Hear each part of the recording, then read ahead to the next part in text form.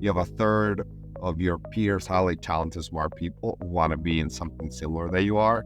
So you can imagine how the school just mirrored that and created a similar scale amongst the professors, private equity, venture capital world. I mean, the world is really your oyster. At the end of the day, looking back at it, so how have you now interpreted the why? In the sense of, on one hand, you go into this process saying, I want to go to business school for this reason, and somewhat, prospective. And then, obviously, the world has changed. Now you're looking at it from the other side. So if you were to explain now, what was the why in terms of, let me say, what you gained at business school? Yeah, so I think it's kind of refining you as a leader, but I mean it very strategic. Even the way you think about problems, the way you approach executive kind of topics thereafter changes materially. And you can sense in the way you think about decisions, the way you conduct your work, the way you prioritize your time, like your day-to-day changes in subtle ways. And I think long-term, those subtle ways pile up and compound and really help move your career. It's not something that, is very tangible, but I think it takes a little bit of reflection to realize how your post-business school like mindset really gets modified. And I think, you can't just look at in terms of ROI dollars immediately after you graduate. I think that's an easy metric, and we can all, look at those salary reports and understand the impact. But I'll say, like, even for somebody who's a few years out where the direct financial ROI immediately is now recouped, you can definitely tell that there's a change in the way you act and the way you envision your day-to-day work. And from that perspective, you're at Harvard Business School. So what is really core to the experience is the case method. How are you impacted by the case method, as well as some of these other things that may be happening outside of the classroom? Yeah, so I think the case method is really a good way to pick up enormous amount of information, be succinct, and then propose a solution. And I think in today's changing world, and I work at an international company where there's so much information and a changing regulatory environment, that skill set is really important. You read 10 to 20 pages of data, have to have your own opinion. So it kind of prepares you to be a good business leader, board member. We'll never have enough facts. So it's a good way to kind of prime yourself for that type of setting. Now, how about other things that were happening at HBS that you found very valuable? Well, absolutely, goes without saying, the network. Even to today's group, if I have one advice about venture capital world and new startups, I just text some of my friends and peers to know what's happening. That's like astounding. Even years out, we just had a 1-year reunion, and it was interesting to meet everybody again, but also how much you have connected over the past year. So definitely, that's something unique, and it's kind of like you have this book of contacts on any topic you want to discuss, which is incredible. So I think that's definitely add-on. How about other things that were involved in outside of classes? What sort of things were keeping you busy beyond your normal coursework, which I know is very intensive? Yeah, so I'd say I was part of the entrepreneurship club in my first year, so definitely arranging for different speakers as well as like startup community members just because the campus, meet students, connect from that world. I explored creating my own startup in business school, so you see a trend here, as well as a lot of like clubs, organizations that really engage you and like extend your network beyond just your peers. So I think those were my primary points of attention during business school. I was also working part-time my second year, which it's fun. I'm caution people to do it, but it's definitely an interesting engagement from that perspective. So once again, plenty to do, and that, I'd just say take as much advantage in business school. Don't just limit yourself to courses, and networking, try to leverage as much from those few years. And you alluded to the fact that you were working during business school. You were also doing a startup right after business school. Were they connected? Were they the same startup you were working on? Same startup. I was doing a little bit of consulting at first, and then I joined full-time post-graduation. So once again, and that I got exposed also because of what HBS and that community, right? So like opportunities just pop left and right. Why don't you share just what is it like to work on, find a startup, create a startup while you're in business school? as opposed to you just doing it sort of taking off from work and just doing it for your own? Starting from the professors, the entrepreneurship center, fellow peers who are founding a startup, the community is just immense. It's actually the best place because you can just focus on that.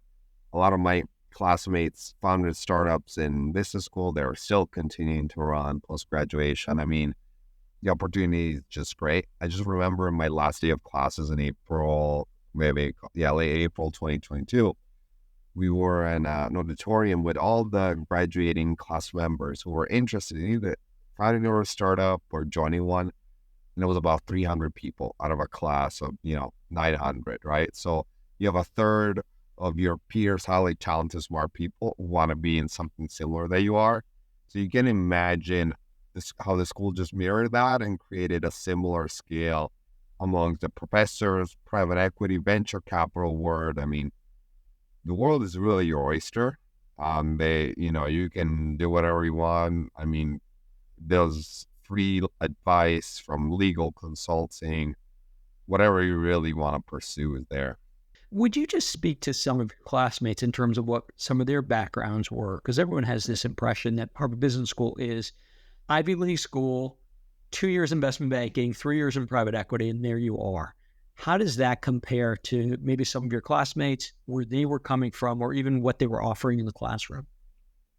Yeah, so I think you'll have about 50% that have come from consulting or private equity backgrounds, right? So you'll always have, I don't even need to mention the big brands. It goes unsaid from that perspective. So there is a good contingent, but then you have another 50%, which I'm part of. I have done marketing. We were, people who were doctors before, people who have, or cross-register through the law school or other different departments. You have people who have done marketing, people who have been in sales, people who have started their own startups and are using this as a tool to fuel their growth. Engineers. I mean, I could go on and on because the other bucket is probably 100 variables at least to simplify outside of the consulting and, investment banking P route. So there's definitely a lot of diversity. And even in that group, in the consulting investment banking P, there are a lot of peers who have done different combinations. So maybe they've done something after, or they're trying to do a complete pivot out of that space. So it's definitely not a cookie cutter approach. And moving away from the professional thing in the schools, like I don't want to misquote, but let's say at a cross out of 100, I think at least 80 plus universities or colleges, probably over 100, that are represented. And it's not just Ivy League plus, top 50 colleges in America that represent the class. Not at all. Yep, that's really interesting. Is there anything that really surprised you about going to Harvard Business School? I think approachability. People are very approachable, starting from the students anywhere to the faculty and resources. So, going to those gates and more reserved and less access given, not just because people are, not reachable. It's mostly because of the busy schedules, huge responsibilities. But I found it very refreshing that, you could talk to somebody who probably, it's interesting. Some of my professors were people who had books on my bookshelf, and then I was like, wait, this name sounds familiar, and then I checked my book. Oh, this person wrote it. So I think the approachability and how humble people are is quite impressive, and it was a good realization coming to business school. And how about the flip side? Is there anything that you wish you had done differently, or anything that didn't quite live up to expectations? So I'll say I was in business school during some of the primes of COVID. So definitely doing a lot of classes on Zoom the first year was not ideal from that perspective. But I will say also another aspect, that just in business school, sometimes like you have to also figure out your own career things. There are career services, but it's important also that you drive a lot of that journey. So maybe my only piece of constructive feedback is like partner more with students on some of those pieces. I think it's easier to funnel students in more predetermined routes like consulting, private equity, where there are well-established relationships and channels. But for more of the unusual paths, how can the schools keep up with pace and ensure that students have opportunities to do that and enable the connection with the experts in that field? Jordan, just tell a little bit about what your final decision process was, because if I remember correctly, you had a number of different opportunities and just how you compared one business school to the other business school. And was HBS obvious for you? Or I remember you did actually a pretty good amount of due diligence when the decision came. Yeah, I did. I say align it a lot with your values or personality and your end goals. I really value that classic American management style. I think HBS is the cornerstone of that. And that's what I was really seeking. I mean, opportunities are just prime there as well. I like the case study. Sitting in a lecture for 2 hours, just training. And so I love that engaging environment. It's like a fire in you when you're speaking. And those 80 minutes in class just go by really fast. So like between that, the network, the type of approach, and Boston is also a great city to spend a couple of years in. So I think all those elements together just really cemented HBS as an option. I didn't even look at the scholarship piece side because honestly, over your next 40 years, going to work thereafter is not like it's a drop in the bucket. I mean, a few trips in business school will wipe out any difference from that perspective. Absolutely. And from the perspective now of just how you see your career developing, where do you think you're going to plug into the HBS universe again? Where do you think that that's going to pay some dividends, even, 5, 10, 20 years from now? Well, I think more and more as in the past, 10, 15 years, careers are more of this like malleable, volatile, ever-changing thing. There's no such a thing that even now people say a company for decades doesn't exist. And I think HBS kind of tells you, hey, not that's an insurance policy, but it tells you you can be a finance person, you can go to marketing, you can start your own startup, you can do a little consulting. I think just like the knowledge that you can do whatever you want and there's never too late to change and have that solid foundation that you can carry with you is the prime thing. Nobody can take that away from you. So I think that's been kind of the key thing that HBS has enabled. Plus the network, you can kind of pivot easily, have a few conversations, and it does obviously carry some, brand value that has some monetary value as well. So it helps you kind of compete in a ever-changing competitive job market. Now, just a few last questions here. As you're thinking about your career developing, you've obviously worked at some great brand names, Amazon, Caesars, which I know business schools don't hear a lot from, TikTok. At the same point, you've done startups. Just how do you see your career developing over the next, 5, 10, 20 years even? I think I am a huge smaller company startup person, and it's crazy after mentioning those names, but even my TikTok experience, I think, and having been on a startup for a year, I do really enjoy the smaller environment and building something from scratch and having that opportunity. But I do think starting a corporate and having that corporate exposure is a great training ground. I think ultimately, I think as business students, we should all have some kind of like entrepreneurial gear or like thing. So I highly encourage students who are questioning or not thinking about it to pursue that because I think it just can help you be a more fulfilled version of yourself from that perspective, from a career perspective. So I would say I'm leaning towards startup, and I think you'll see that also in the employment trends, right? If you look at the business schools, more students are going into startup, not as much as tech was how maybe 10 years ago, but like that's also declining from that perspective. So I see myself in that bandwagon as well as BC because it's also good to be kind of a strategic thinker to help what investments you need to make. So that's kind of been my overall take, and I think HBS also has taught me to be more of a generalist, so I could be open to going on operations, marketing, sales, and kind of play that game as well, still within the smaller settings. So that's I kind of see things, but I do not see a very linear, I want to be a CFO, I want to be this. I think that's more of a limiting and maybe outdated notion of how to think of one's career.